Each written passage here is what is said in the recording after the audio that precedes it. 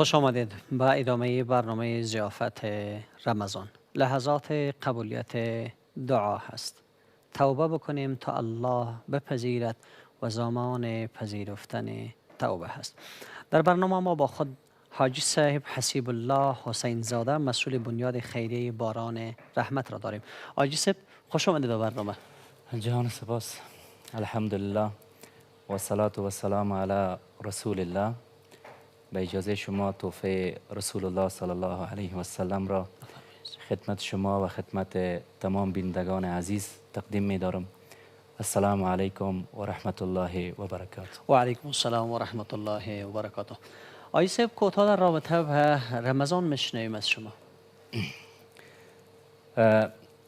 استاد عزیز، رمضان ماه رحمت، ماه برکت و ماهی هست که نتیجهش انسان را به تقوای الهی میرساند. بله.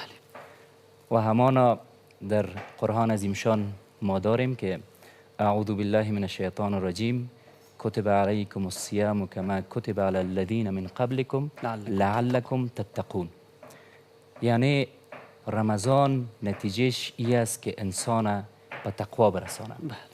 و تقوا به معنای علا ترسی یا خداوند ترسی همیشه در قلب انسان زنده شود. بله. علما میگن که روزه به سه نوع است. یکی روزه عام است که همانا بازداشتن دهان از خوراک و از نوشیدن و همبستری شدن با همسر می باشه که روزه عام است. و دوم میگن که روزه خاص است، با وجودی که امی اعمال سیگانه را انسان انجام نمیده، باز جواره خود را از منیات یا منکرات دور می سازه. زبان خود روزدار نگه می دارد، چشم خود روزدار نگه می دارد، دست خود روزدار نگه می دارد. و یک بخش دیگه شام که گفتن که روزه خاص الخاص است. خاص الخاص، بله.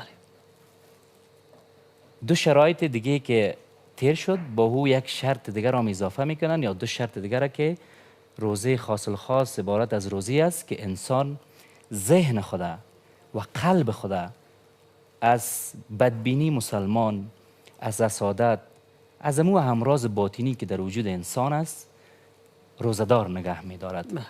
و در حدیث از رسول الله صلی الله علیه و سلم ما داریم که رسول صلی الله علیه و سلم می فرماید اگر انسان قول زور، یعنی تمام منکراتی که است، چی دروغ باشه، چی رشوتخوری باشه، چی ظلم باشه، اگر او را ترک نکند، الله متعال تنها به دهان بسته بنده ضرورت ندارد. الله متعال توفیق نصیب کنه که ما جمله روزداران خاص حساب شویم. آیسه موضوع بسیار خوب را اشاره کردین که تقوا هست و عنصرهای اساسی تقوا هم زیاد هست. میخوام از شما بشنوم که کدام کارهایی را زیادتر انجام بدیم که ما شامل حال انسان تقوا دار شیم. بسیار عالی. استاد عزیز، یک چیزی را من میخوایم که از مقدمه کوتاه براتون ذکر کنم. هر چیزی که با قرآن عظیمشان در ارتباط شده، الله متعال او را معظم مکرم ساخته. بله. اگر شما ببینین که قرآن در ماه مبارک رمضان نازل شده، از این خاطر ماه مبارک رمضان سردار ماه عزت خاص بر خدا شده. بله. شهر رمضان الذی انزل فیه القرآن. و در شب که قرآن نازل شده، الله متعال او شب را سردار شبها قرار داده. ان انزلناه فی لیلة القدر. و بر رسولی که قرآن نازل شد امام و انبیا شد. بله. و در قرآن ما داریم که اولین آیت ها را که شروع میکنیم، بعد از این که میگیم الف لام میم ذلک الکتاب لا ریب فیه هدی للمتقین. به نظر بندی شخصی بنده، انسان وقت به تقوای الهی، به مو تقوایی که الله متعال از اون بنده را از پیش مطالبه داره، وقت میرسه که قرآن را سرمشق زندگی خود قرار بده، انس با قرآن داشته باشه. فیلسوف بزرگ علامه اقبال یک شعرش هست، کوتاه میخوانم براتون. میگه که نقش قرآن چون در عالم نشست، نقشه های پاپ و کاهن را شکست. راست گویم آنچه در دل مضمر است، این کتاب نیست چیز دیگر است. چون در جان در رود جان دیگر شود، جان چو دیگر شد جهان دیگر شود. یعنی به تقوا ما وقت رسیده نمیتونیم تا که حنس ما، رغبت ما با قرآن، خصندهی ما زیادتر نباشه. حرکات ما، سکنات ما، گفتار ما، رفتار ما، همه را اگر ما شامل حال آنچه که در دین هست نسازیم، ما تقوادار شده نمیتونیم. اما ادخلوا فی دین فی الدین یا فی الدین کامل یا داخلشین در دین کامل. بله. بسیار زیبا حاجی صاحب، انشالله داریم شما را با خود. دوستان برنامه، یک بسته تصویری که از فامیلا را داریم که همکاران ما ترتیب کردن. با شما یک جا میریم میبینیم که فامیل در کجا زندگی میکنه، چه قسم زندگیشان است، چطور حیات دارن تا این دم.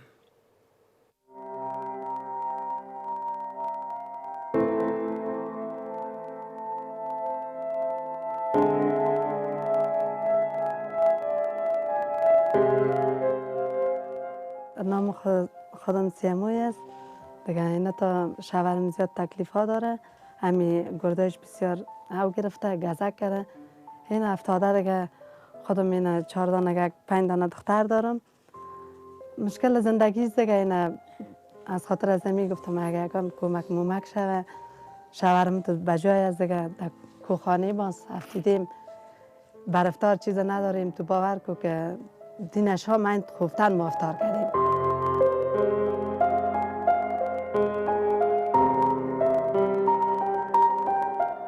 پنج تا 6 تا توشک اینه در پخته می تکانم. پختایش از مردم از همسایه بسیار به سختی به خدا دوستای مولا کرده دیگه. از خاطر که باش تفلکای نان می طلبه.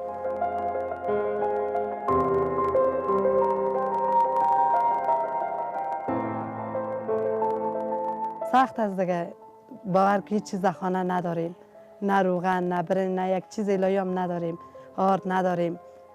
دین شب دخترکم بسیار گریان میکرد. خودم روزه بدان ششتیم پخته میتکنم، دخترکم نان میطلبیست. نبود که چیز بتم، چی بتمشه. مشکلات های ما زیاد است. باور کو که هیچ چیز خدا نداریم. طفلکایم گریان میکنه، هیچ چیز نیست که بتمشه. افطار که میشه امیدشان پدر میباشه، پدرم در جای افتاده چطور کنه.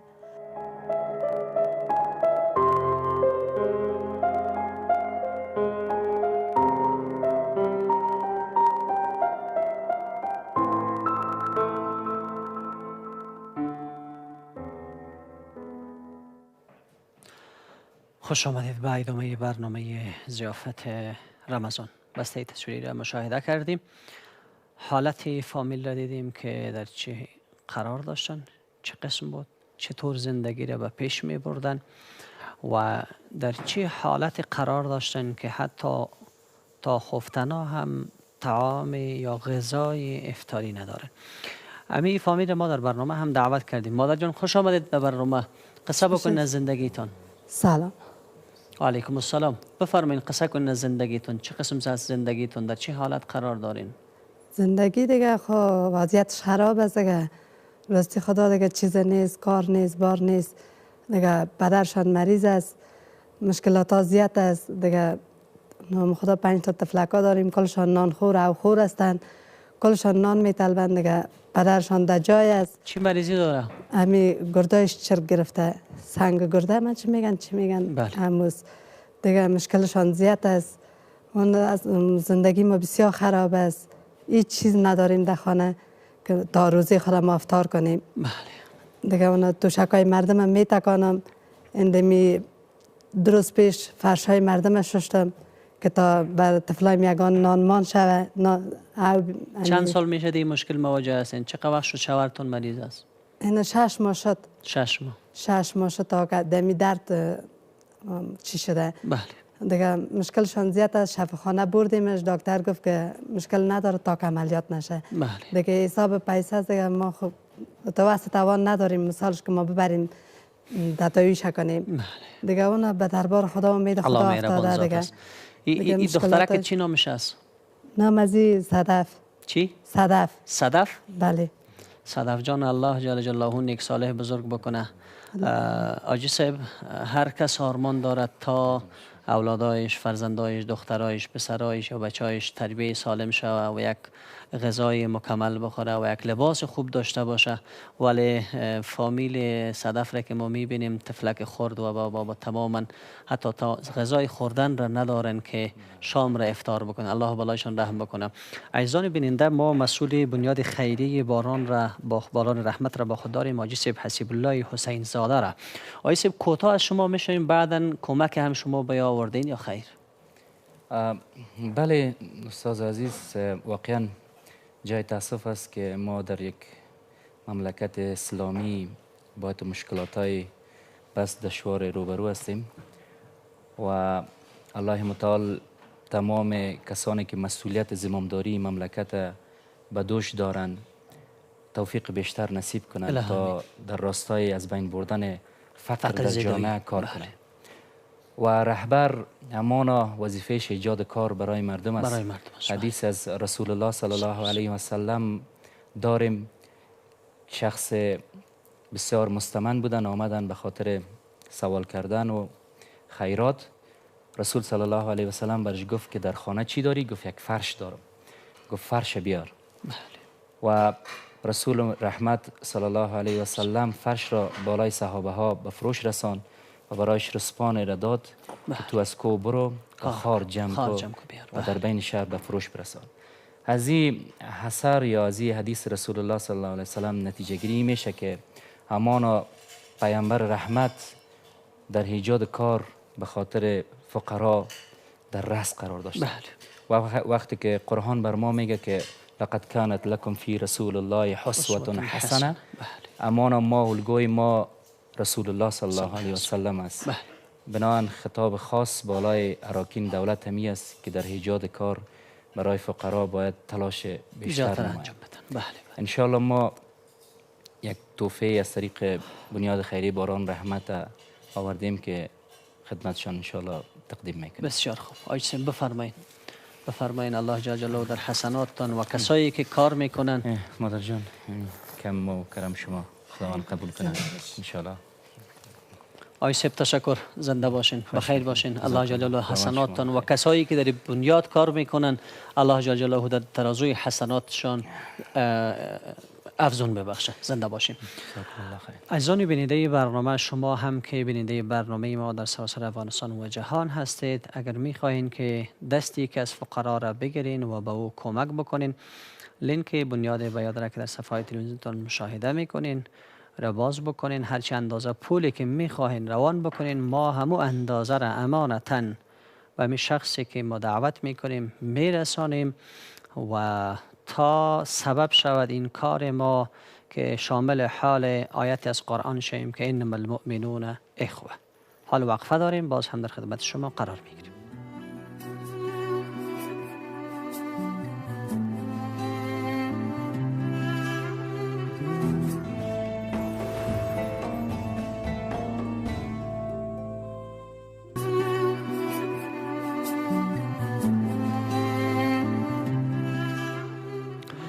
خوش آمدید به ادامه برنامه ضیافت رمضان. شما بیننده برنامه ما در سراسر افغانستان و جهان هستید. در برنامه ما یک مهمان دیگر را نیز داریم، حاجی صاحب بلال را. حاجی صاحب خوش آمدید به برنامه. سلامت باشین. اولتر از همه سلام عرض ادب دارم خدمت شما و خدمت همکارای شما و خدمت تمام بیننده‌های تلویزیون آریانا که ما بیننده هستند. زنده باشین، بخیر باشین. سلام. حاجی صاحب بلال از جمله نعتخوانای بسیار خوبی ما هستند که همیشه نعت میخوانند، پارچه های حمد هم دارند و مردم هم چی در داخل از افغانستان هست و چی در خارج از افغانستان هستند دوستشان داره. وقت با حاجی بلال میتیم میشنویم پارچه امروزشان را انشاءالله. ایان که به ملک خیش پاینده تویی،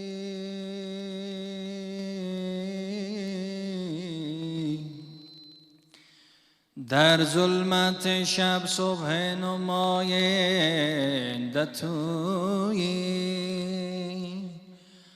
کار من بیچاره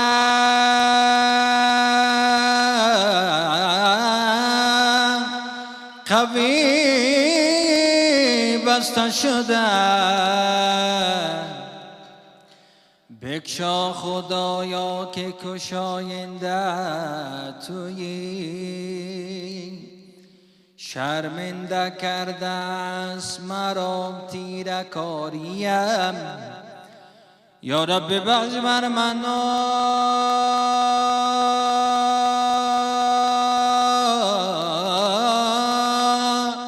بر افغان و زاریم. نی مرد گریه سحرم نی فغان شب، تا نازم از تهجد و شب زنده داریم. گیرم بگیریم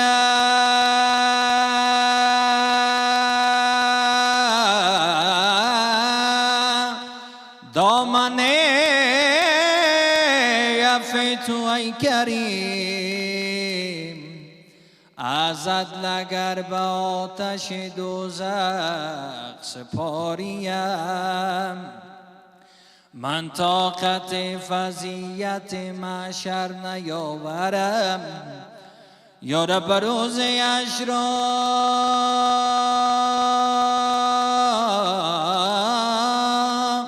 مده شرمساریم. ما بنده پرگناه و تو دریای رحمتی، در پیش رحمت تو چی باشد گناه ما. بس که دیم دریای کرم آی تو دیدیم در من، زان نیامد به دلم خوف گناه گاهی. گفتم مسکین بر جاباش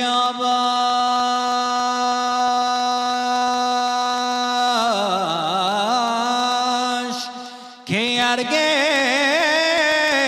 نرود هیچ کس از در ما نامسیای گاهی. تو نبودی که خدا عاشق و شیدای تو بود، با زبان همگی نعت دلارای تو بود. من به مکه بودم و دل به تمنای تو بود، اوش و گوشم با روضه زیبای تو بود. نظر هیچ کسی سوی من نیزار نشد، شاید آخر نظر احمد مختار شود. تاجدار حرم یک نگاه کرم، تاجدار حرم یک نگاه کرم، یک نگاه کرم. تاجدار حرم یا محمد تویی تا جدار حرم. ما همه دردمندیم تویی محترم، تو رسول خدایی او بر کرم. 100,000 درود بر شما دم بدم، تاجدار حرم یک نگاه کرم، یک نگاه کرم. تاجدار حرم تا قدم بر سریر ثریا زدی، با هزاران امید و تمنا زدی. یلقه در به عرش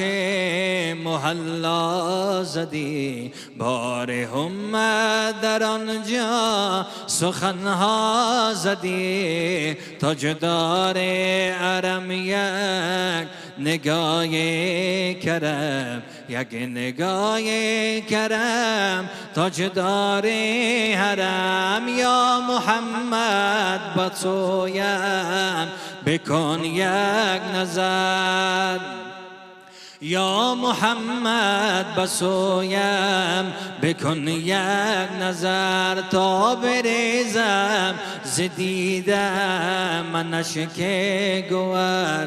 گر به بیتت رسانی شوم خاک در، تو حبیب خدایی و خیر البشر.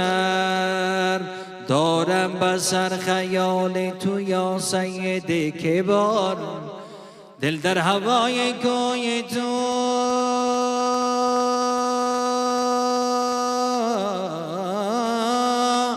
به صبر و به قرار. عیاشی می نسب نظر کن به سوی ما، که از رحمت تو ما هم هستیم امیدوار. گرچه نکردیم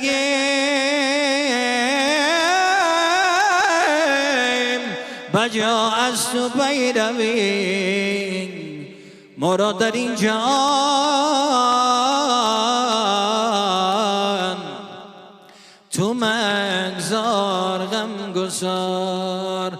غرق گناه بابا گلم و محمدا، باری بر از بداده دلم و محمدا. نیکی نکردیم بدی کردیم ازار، از کرده های خود خجلم و محمدا. یا وارسی کن از منو یا سوی خود طلب، از درد دوری تو سلم و محمدا. غیر از شفاعت تو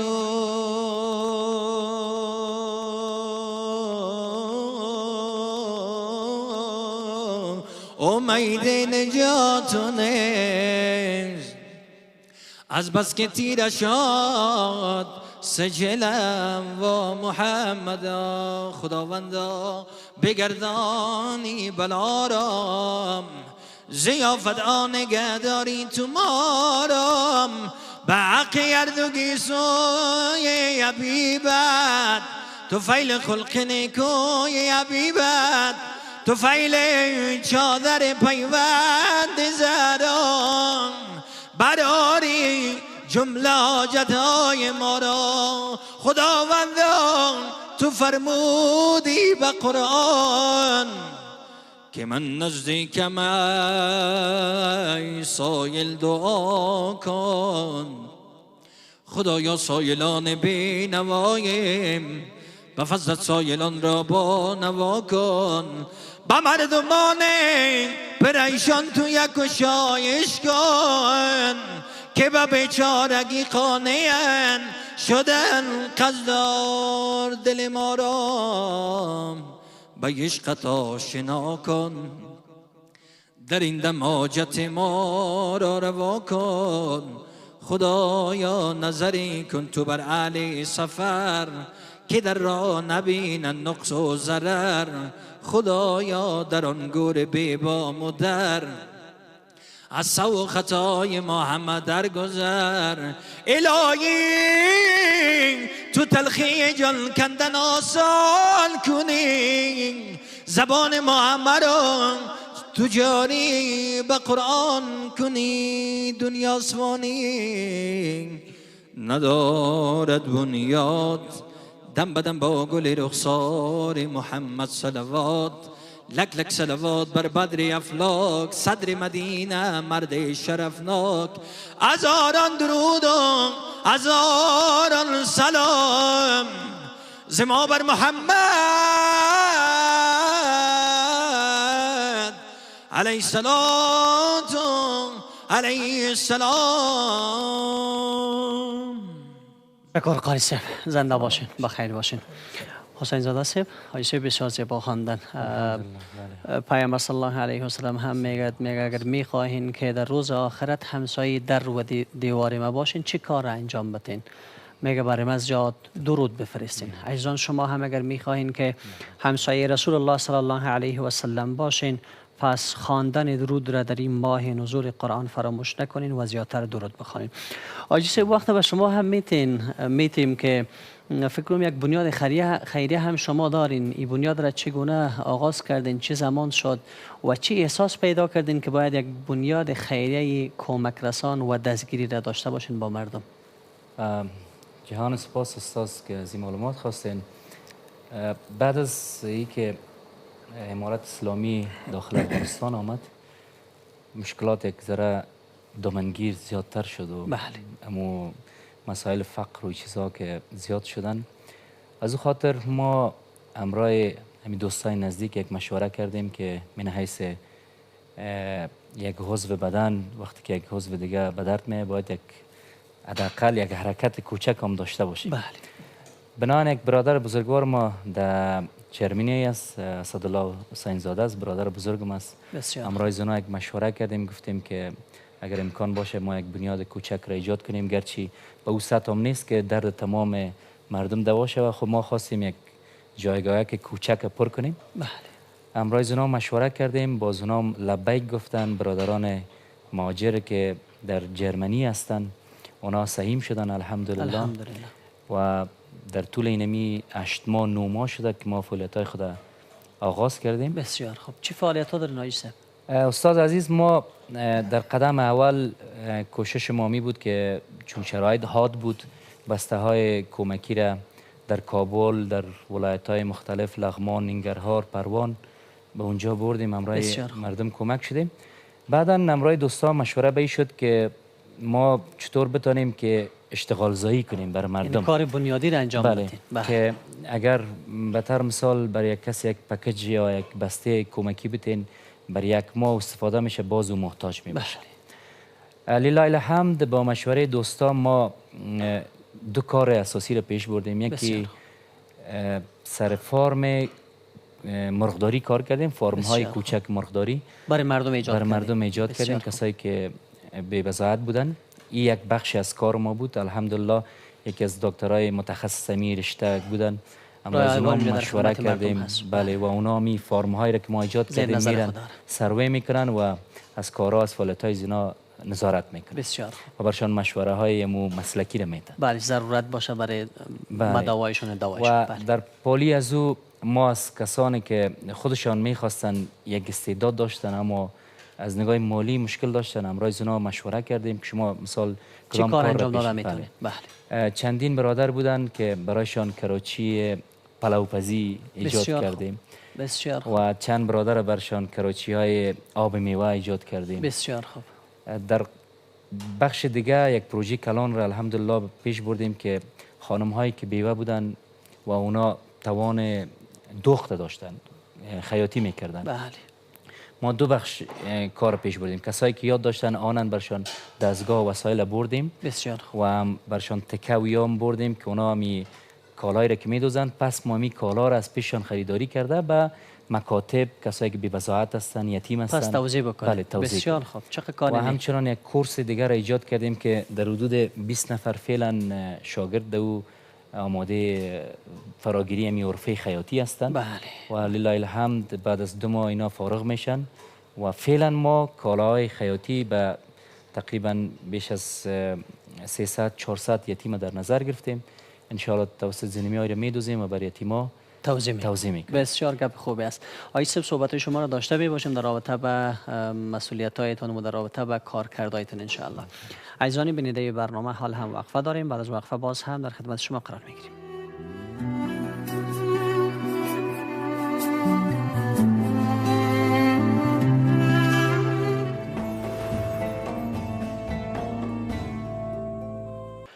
خوش آمدید به ادامه برنامه ضیافت رمضان. همه یک جا با حاجی صاحب، با قاری صاحب، حاجی صاحب بلال و همچنان با مظفر جان در سفره رمضان هستیم. مظفر جان، غذا بخیر پخته شد؟ بله استاد، پخته است، سر میز آوردیم. و منتظر اذان هستیم. بخیر. بله. بسیار خوب. آقای سیب کوتاه میشنیم صحبت‌هایتون هنوزم باقی مانده بود که بخشی که شما نو فعال ساختین در خیاطی هست و تعداد از فامیلا را آمدن در اوجه خیاطی میکنن و تعداد شاگردا در حال فراغت هستند. بله بله استاد، به خاطر از این که امی دست خانم ها گرفته شده میفهمین شرایط بسیار بر زنا دشوار شده. بله. و بهترین به نظر ما بهترین کار همی برشان حرفه هم در حدیث هم میگه که خیاطی هم باید زنا یاد بگیرن. بله. بله. دیگه از امی الگو پذیرفته شده و برشان کار ایجاد شده انشالله. ما پروگرام های برای یتیما و یا تکرارا باز میگم که پلان داریم که کالا جور کنیم بسیار و اینا رو نمیگذاریم که استاد کوتاه کسایی که در این بخش شما را کمک کردن چی میخواین؟ جهان سپاس از کسانی که کمک کردن، به خصوص عیسی اسدالله، عیسی برخیا و دیگر دوستایی که در جرمنی هستند، مهاجرینی که همت گماشتن و همیشه در فکر فقرا و مستمندان هستند. جهان سپاس. امید که کمک های بیشترشان انشالله امرای مردم فقیر و شما هم در راهی را مصرف کردین که همه معلوم هست و کار را انجام دادین که سبب کامیابی و سبب رستگاری و سبب فلاح هم دنیاهشان میشد و هم آخرتشان، کسایی که کمک هم کردن. لله الحمد. یک چیز تذکر میتونم که از این پیسه الحمدلله هیچ به مصرف شخصی استفاده نمیشه، چون الحمدلله ما صاحب کار هستیم خود ما انشالله که دو مشکلات بر نمیخوریم و ما یک پل ارتباطی هستیم. امو کارهای را که پیسای را کنار روان میکنن برای مستحق‌ترین کسا سروی میکنیم و برشان میرسانیم. الله جل جلاله ما را هم در جمله کسا شامل بسازه که شما این عمل انجام دادین و ما شما را در برنامه دعوت کردیم و به مردم ما رساندین و کسای دیگه هم اگر میخواین که چنین کارهایی را انجام بدن دروازه ها برایشان باز هست. تشکر حاجی صاحب، چون لحظات آخر هست ما هم ناگزیر با عزیزان خود خداحافظی بکنیم و لحظات قبولیت دعا هست. عزیزان نهایت گرانقدر دستایتان را بالا بکنین، دعا بکنین، حتما دعایتون پذیرفته میشه و دعایتون به نزد الله قبول میشه. دعای افطار را داریم و ما هم از حضورتون مرخص میشیم تا روز بعد. الله یار و یارتون.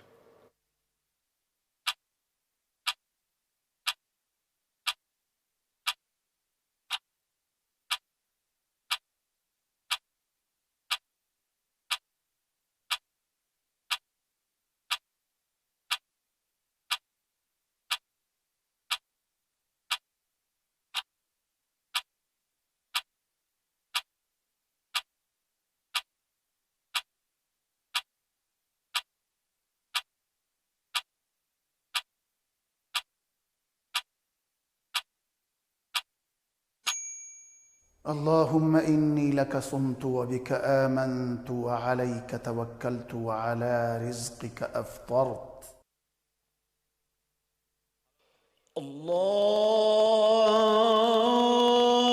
الله أكبر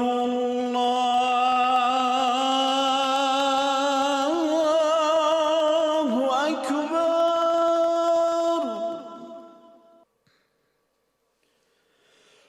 الله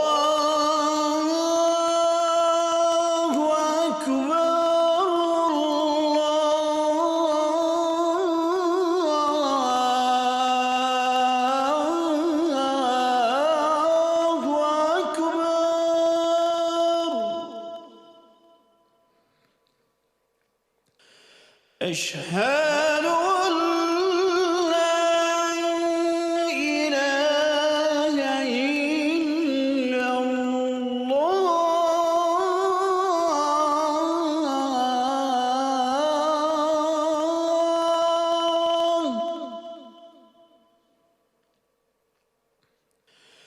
أشهد أن لا إله إلا الله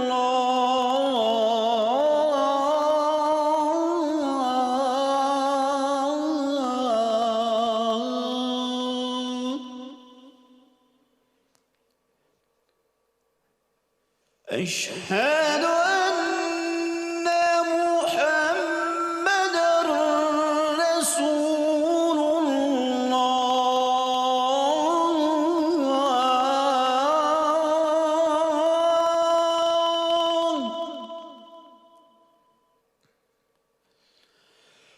أشهد